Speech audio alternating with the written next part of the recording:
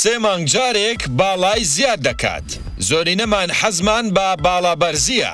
بەڵام ئەگەر چیرۆکی ئەم پیاوە بزانیت واز لەو حەزە دەهێنی و سوپاسی خوا دەکەیت کە ئەو باڵا مام ناوەندەی پێداویت. چۆن لەگەڵمان بن. درێژترین پیاوی جیهان نهێنی درێژیەکەی لەوەدایە بە شێوەیەکی بەردەوام باڵای زیاد دەکات. سێ مانگ جارێک باڵای بەرزترە لە جاری پێشوو. ئەوەی ئەم گەنجەی بێتاقەت کردووە ئەوەیە کە جلی قاڵبی خۆی دەست ناکەوێ بۆی ئەدورن. بەڵام لەوەشدا زەرەریەتی چونکە ڕەنگە بۆ هەر دەستە جلێک نیو تۆپ خماشی بوێت. لەوەش ناخۆشتر تاوەکو ئێستا ژنێکی نەدۆزیوەتەوە لە قەد و باڵای خۆی دابێ. جا بڵێ ژن هەبێ بۆ ئەم گەنجە.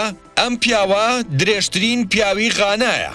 ناوی سلێمان عەبدوسەمەدە کە زیاتر باواچی ناسراوە. بەدەست نەخۆشیەکەوە دەناڵێنێ کە پێی دەوترێت زەبەلاحی.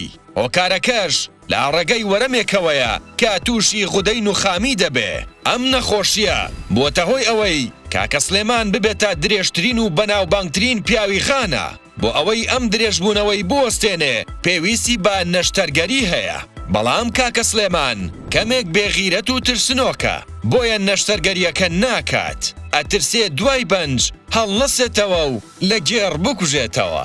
حەزت دەکرد باڵات هێندەی کاکە سلێمان بواە؟